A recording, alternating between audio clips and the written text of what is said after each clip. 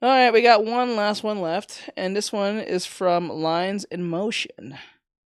It says manga recommendations you need, part two. I'll eventually watch part one. Is there part one? There's part one. Okay, we'll do that one and save for part two. Same person, same everything, so let's see what they have to say for part one. This is 26 minutes. In times like today, purchasing and reading manga has become much more widespread and more easily accessible. It's easy to see why so many people have become overwhelmed with the excessive amount of manga to choose from. And whilst there are a lot of manga out there that have, rightfully, gained traction and popularity, from the likes of JoJo, Hunter x Hunter, to Bleach and many more, there are still many manga that deserve to gain more readers. So here's my personal manga recommendations list that I feel is well rounded, suitable for a wide range of audiences, and are stories that I thoroughly enjoy.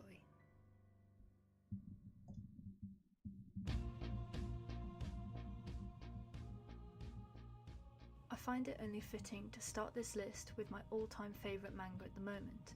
Delicious in Dungeon is a cooking/adventure manga written by Ryoko Kui. I already know Out this of one. all the manga in this compiled list, Delicious in Dungeon is the one that nails every single element of a manga I look out for. Everything from its character designs, emotional storytelling, level designs reinforced by the intricate and well thought out background designs and settings, all the way to the clear influence from fantasy RPGs such as Dungeons and Dragons. And perhaps one of the strongest components of the story, which happens to be vital to the manga's success, the fleshed out main cast. Delicious in Dungeon has one of the most charismatically dumb casts I've ever witnessed, right up there with Golden Kamuy, who not only make for some incredibly effective comedic panels, but help elevate the story's premise through their individual personalities. The beginning of the story follows these four idiots. Actually, let me correct myself there. These three idiots, plus Senshi, as they conquest through many levels of dungeons filled with monsters. Yeah, not the creatures, short and one is not dumb. yeah. The main reason for their conquest being to save Farlin, Laios' sister and Marcel's closest pal, if you will, who, in true Delicious in Dungeon fashion, was eaten by a dragon in one of their previous quests. In fact, being eaten, or just eating in general, is one of the key themes of this narrative, what with it also being a cooking manga. Ryoko Kui does a wonderful job of showcasing the challenges and repercussions of being a dungeon explorer, not only through the troubles of bumping into carnivorous creatures, but the issues of deadly traps, other dangerous travellers, Alright, do your and thing. most predominantly, lack of resources and food. With an onslaught of creatures and monsters, each chapter makes sure to deliver us with a creatively coming, I thought out appreciate it. dietary breakdown of all the meals the cast eats, which, most notably, is any creature they come into contact with, I'm not looking or right. actually not just creatures, just anything that moves, much to the grievance of one specific elf.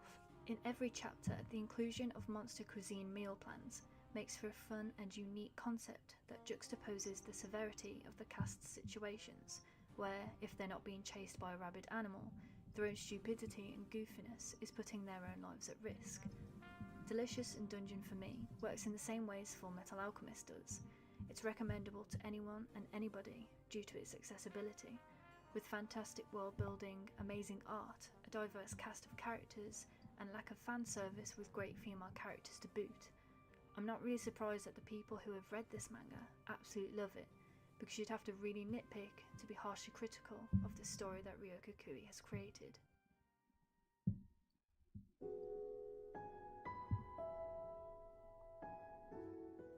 Number 2 on my list is perhaps my favourite manga being published in Weekly Shonen Jump, Actage, a collaborative piece written by Tatsuya Matsuki and drawn by artist Shiro Uzuzaki, who's only 22 years old, making her one of the youngest to work at Shonen Jump. It only makes sense that a newcomer artist in the manga business would be illustrating for a story based on a young actress breaking her way into the acting industry. This young actress being a 16-year-old girl named Kei Yanagi, older sister who not only tries to make a living for herself and her two younger siblings, but wishes to become an actress. Now, most people's reactions to hearing about an acting manga in a shonen magazine tends to be the standard, really? A manga about acting? Which, yeah. Sure, it's not a story filled with flashy fights or the stereotypical battle pages as seen in most weekly shonen stories, but Actage is still very much filled with the shonen tropes that so many readers are familiar with, plus amazing art to go with it. And if the Promised Neverland's huge success is anything to go by, shonen manga is slowly branching out into different directions that allows the magazine to breathe a little with some variety. Yes, there aren't tournament arcs, but I'd be damned if I didn't say that Yanagi battling through a deadly typhoon just to get a shot needed for a TV series isn't badass, or that the slow progression of Yanagi's acting skills isn't akin to the training arcs we're so familiar with. She may not be building on physical strength, but Yanagi, along with her adorable graphic tees, might I add, continues to grow in mental strength and abilities. I'm not gonna lie, the art is probably pretty good, but the story sounds kind of weak to me.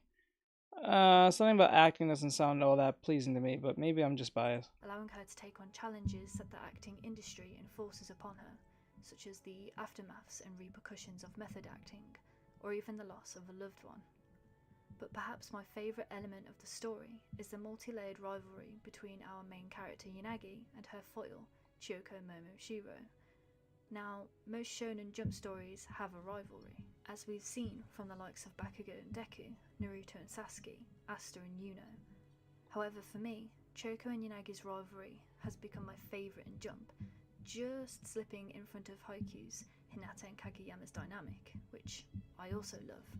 What makes their rivalry so intriguing is the way Tatsuya Matsuki has been subtly developing both characters as a result of learning from each other. Whilst their dynamic starts off rocky, both characters are very quickly drawn to each other due to initial interest that only increases when they finally meet. Interest in a person who takes a completely different tactic to a skill they also possess, and wanting to learn more about them. From Yanagi's skill of method acting versus Chiyoko's ability to always accurately give audiences what they want, which she has developed through creating an angel persona everyone has fallen in love with. In a way, both of them have their own powers, if you will. They're very much polar opposites, foils that fit together perfectly, making their rivalry all the more entertaining the further into the story you read. I'm not gonna lie, this is only gonna work for people who wants to act or people who are females. Admiring each other, to helping each other unknowingly with their own acting, to going on quote-unquote dates, to building into a rivalry that becomes so heightened that the mere thought of their rival not putting in their 100% effort leads the other to become furious. In some cases, it's less trying to one-up another more than it is trying to keep each other on their toes whilst they both develop, which I'm finding to be a fresh read compared to other shonen jump stories at the moment, especially given they're both girls, something that's pretty rare in Jump, honestly. All in all, Actage is a story that not only presents a more uncommon environment to Weekly Shonen Jump's rota, but does so in such a unique way that the arcs feel just as intense as fighting arcs in other battle manga, leaving you waiting constantly every week for more.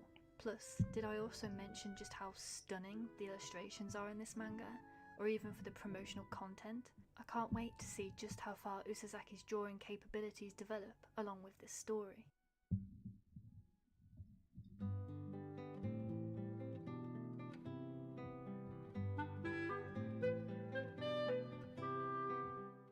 Yotsuba is one of the very few manga that I can return to at any point at any time and finish reading with a huge smile on my face. Excluding the first few chapters which introduce us to the main cast, the rest of the manga is very unchronological, and due to the established slice-of-life themed story, there's no real overall plot, meaning you can happily pick any chapter to choose from and not be swamped by the idea of missing large events. Instead, each chapter gives us a front-row seat to the life that is Yotsuba, a curious green-haired 5-year-old girl who has an increasing library of amazing facial expressions. With the great exceptions of, say, Hinamatsuri or Gakushufudo, Yotsuba genuinely makes me laugh out loud, and not the little laugh you give out when watching a viral video. I'm talking cheeks aching and sides hurting kind of laughter. The main reason being Kyoiko Azuma's fantastic use of comedic timing. Whilst there are some written jokes in the story, The biggest laughs come from the onslaught of visual gags that carry through each chapter, from Yotsuba messing around and always dragging someone along with her antics, to the blasé attitude Yotsuba's next door neighbours, the Ayase family, have about a little girl coming to their home constantly and acting like another member of their family. Whilst Yotsuba is the shining star of the series, it's her interactions with the supporting cast that makes for hilarious dialogue and sequences. As an older sister myself, there are so many moments in the manga that reminds me of the experiences with talking and interacting with my own siblings, as Yotsuba's relationships with her father and the surrounding adults completely mimic that of real-life scenarios. From Yotsuba's sporadic experimentations, wild outbursts, hilariously imaginative make-believe scenarios, a dangerous... So it's just Anya, the show, the manga.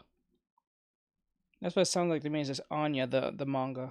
Sense of curiosity, and unknowingly doing things she probably shouldn't, because, well, she's a kid. It's not that shocking to learn that Yotsuba is quite well known in Japan. The characters are extremely lovable, and with the combination of heartwarming scenes occasionally thrown into the mix, I couldn't recommend this manga enough. Plus, how could I forget to mention the iconic Yotsuba pose meme that everybody loves? Teach I finished my trade thing. Alright, send it to me.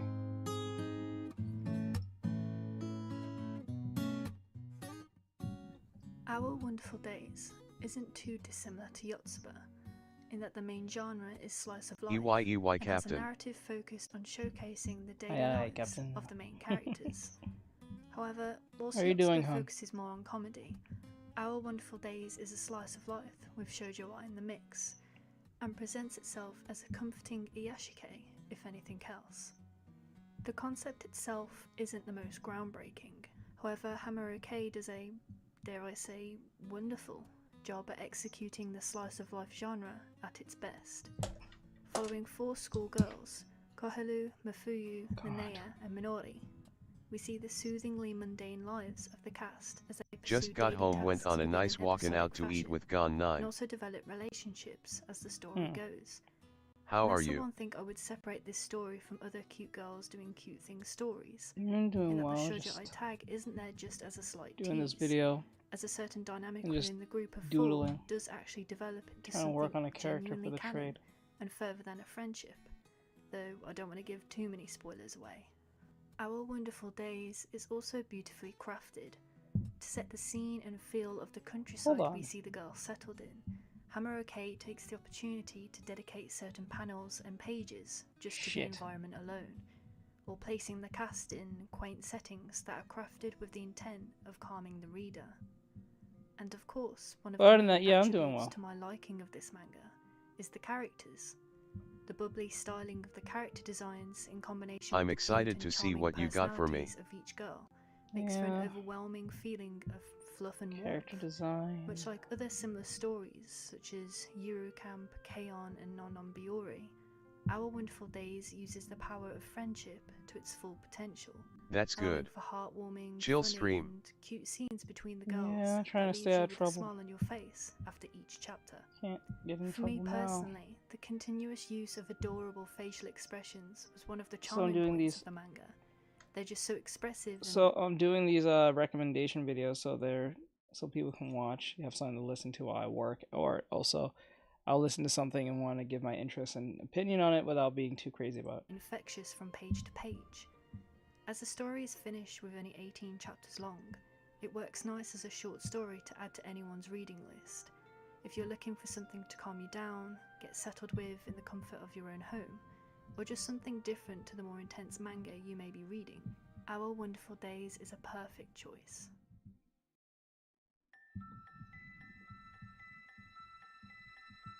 That's good, and you give commentary, lol. Yeah, I think I give decent ones. Commitment. First, I do the controversial videos. I do like 1 or 3, like yeah, 1 or 3 controversial videos that's going on like in the anime, video game, comic book industry, mostly between comic book and video games. But then again, I'll do the more funner stuff last because that's the finish line where I didn't get banned. So we'll play the anime recommendations or anything anime recommended or anything anime related Um, so people have something to listen to and watch and find something they may like alongside my commentary. So plus it makes it easier to produce a video instead of me doing all that fucking editing and it takes me like 2 months just to do one video. Drive, and passion. These are the three words that come to mind when reading Blue Orchestra, a lesser-known manga that manages to filter its way into my heart through a visual plethora of whimsically beautiful panels that so fluidly resonate and translate the beauty of music. There can be many obstacles when translating certain elements onto pen and paper, and music, in particular, being an invisible source of information we gather daily. True, more variety and related to art in a how can EA. we see sound? Yeah, it's easy to Well, produce them easy. technically we They're can't. very easy to produce on YouTube, so it's not like I have to do much. I just have to listen and just snippet the whole part out and then just put it up and make a thumbnail. That's the only work I have to do, and thumbnails take like, what, 5-10 minutes? However, Akui Makoto comes strikingly close to recreating a sound we can't see. For instance, music isn't just in the audible notions some people may hear on a day-to-day basis. Music can be read through electromagnetic wavelengths and music sheets, or felt through vibrations. Blue Orchestra showcases that music Be a isn't support merely hero a simple today matter of hearing by sound, using commands but the like emotions /donation vulnerability and that goes into /cash creating app. pieces that evoke a certain emotion within hundreds of people. BRB, I'ma Or in send this you the story's stuff through case, the Instagram. main person Okay. in particular, ex-prodigy violinist Aono Hajime. In all honesty, Aono wasn't particularly interesting to me as a character right from the start. It's not to say I found him terrible, but somewhat of a replica of the isolated teenager with emo hair trope that is so popularly used across manga. However, much like any orchestral piece, it's not just one person needed to create a sumptuous ensemble of music. It's the balance and combinations of other sectors. It's the percussions, the wind and brass instruments, the efforts of the conductor, and the strings. The story may start with Aono's internal battle of his intense resolve versus his emotional barrier to continue playing the violin, showcasing the harsh cruelty of experiencing something that, in effect, turns us off an activity or hobby that we once loved. But the story shines for the introduction of other cast members and the camaraderie that slowly starts to form around Aono. The narrative develops as we see him building across his own insecurities and experiences that were holding him back, and finding the beauty and inspiration of playing the violin through hearing Akane, a newcomer violinist who plays with the utmost passion that even some pro players would be envious of. It's her conviction to music and the idealisms of challenging and improving herself despite the low skill she starts at that becomes a driving force for Aono and his journey, leading them both to work and study hard to enter a high school well known for its prestigiously successful orchestra club. And it's the moment they enter the orchestra club that the melody of the story, if you will, truly starts to form. We see Aono and Akane grow as they expand their skills through performing amongst other talented musicians and classmates, finding rivalries who continuously help them better their own techniques and approaches to performing, to feeling inspired by the third years who have practiced and refined their musical talents, to growing relationships that they lacked in their previous school, and actually feeling like a member of something, rather than an outsider. In many ways, the orchestra club became the heart and soul of the story, and was the true stepping stone from me finding the manga relatively entertaining, to a manga I outright fell in love with, and having to eagerly yet painstakingly wait for every new chapter. As you've probably noticed through this segment, Akui Makoto held back no punches when illustrating this story, and is truly able to showcase the different ways in which music can be seen, through the elegance of a smooth and rich piece that defines the tranquility of the violin, to the juxtaposed and calculated erratic sense of intensity that can consume musicians when they are truly engaged in a musical score. Blue Orchestra is a story that demonstrates accumulations of efforts that come together to create a piece so beautifully crafted from teamwork and trust. Music isn't just limited to what you hear, but the joy in memories created from the camaraderie of an orchestral performance.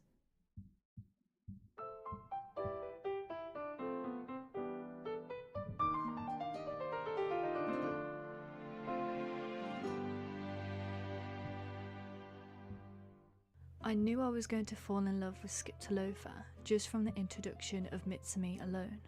In many ways, she reminds me of Best Boy Mob from Mob Psycho. They both have an innocence to their character which really makes you root for their goals and desires, and on top of that are able to have such a positive impact on the rest of the cast, their sense of drive and compassion being infectious with every chapter. Skip to Loafer begins with the introduction of Mitsumi, a 15-year-old who starts the story having moved all the way from the Ishikawa prefecture to Tokyo, travelling from the countryside where she's familiar with all her close friends and family, and taking the leap to the new busy city life of Tokyo.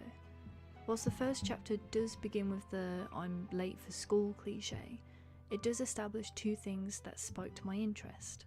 The first being Mitsumi's personality, which I find to be hilariously adorable, but just as interesting to me was her solidified self-assurance of knowing exactly what she wants to do.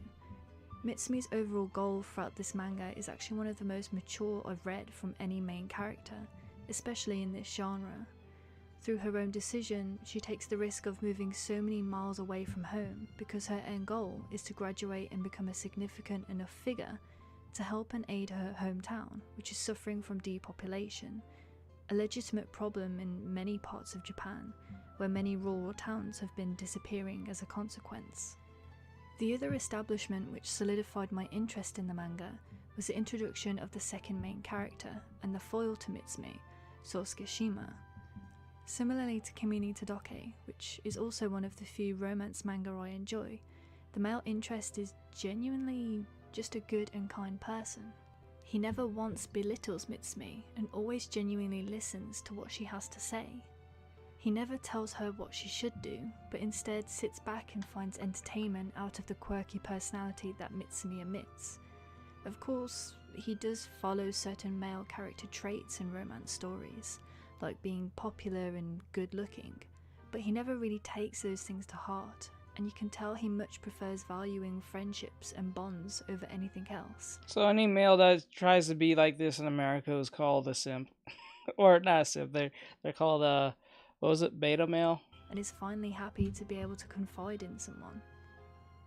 Mitsumi and Shima's relationship is, obviously, the core relationship of the story.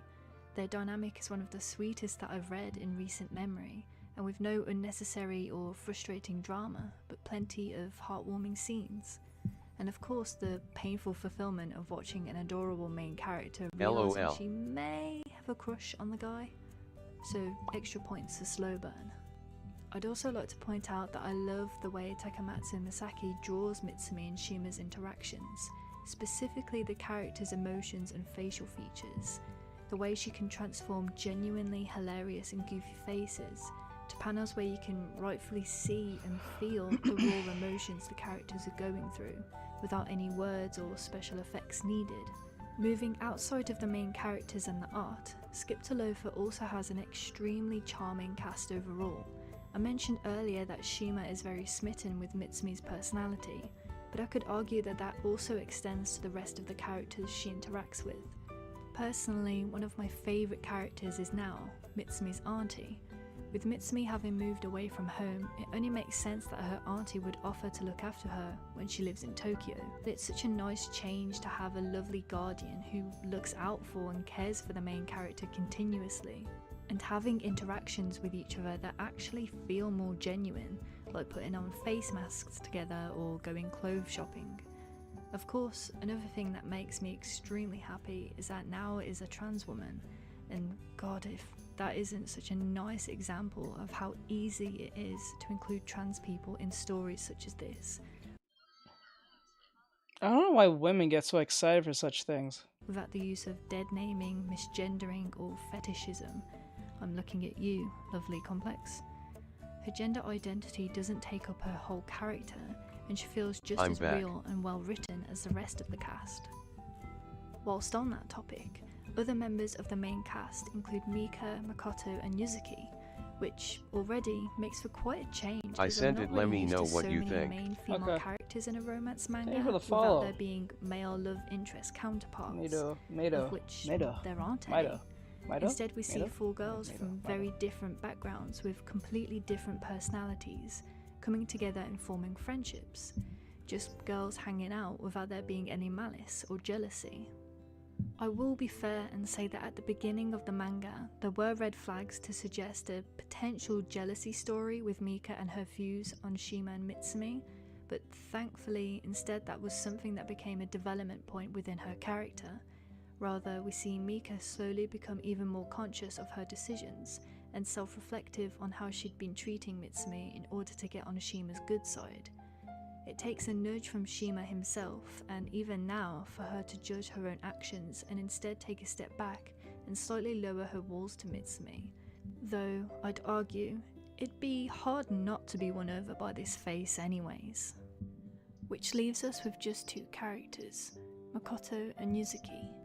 Funnily enough, their characters are quite intertwined within this story, as their relationship is also one that develops from the beginning, with Yuzuki being almost similar to Shima in that she's the popular blonde beauty, contrasting with Makoto's closed-off, socially awkward personality. Very cliched, but much like the rest of Skip to Loafer, is laid out and developed where, if anything, the archetypes they both fit into becomes the opposite the further you read.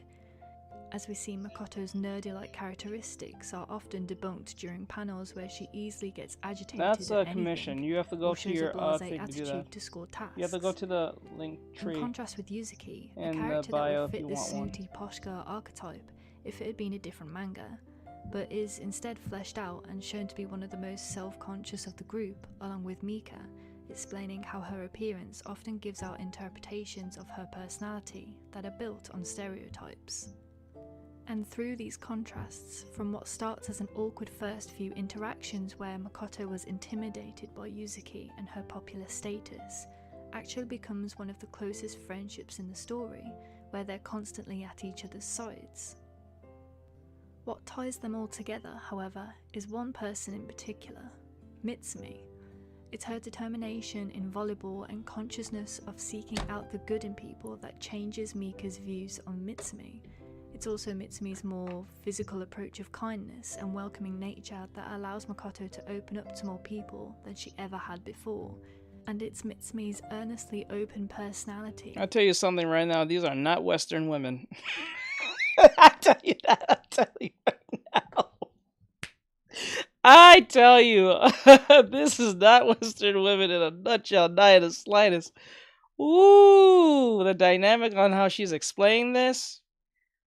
Maybe it's a she. Maybe she identifies as such. But like, just the way she's, I tell you something. Ooh. That instantly brings joy to Yuzuki, constantly making her laugh and becoming a good friend to her almost instantaneously. Teach no LMAO. There are other attributes to the manga I adore, like the involvement of the upper senpais and their interactions with Mitsumi too. Alright, seeing how they're both influential and caring to Mitsumi, whilst also learning from her themselves. Skip to Loafer isn't currently published in English. It's not as popular as it deserves to be. Yeah, this so one I got a applaud that long more section. People give this manga a try. It only has 17 chapters at the time of recording this, and it definitely makes an incredibly wholesome read.